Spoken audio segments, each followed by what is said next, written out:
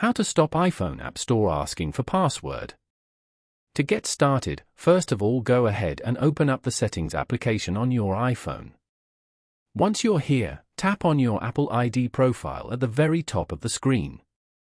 This section manages your personal account information for all Apple services. Next, scroll down to find and tap on Media and Purchases. A pop-up menu will appear with several options.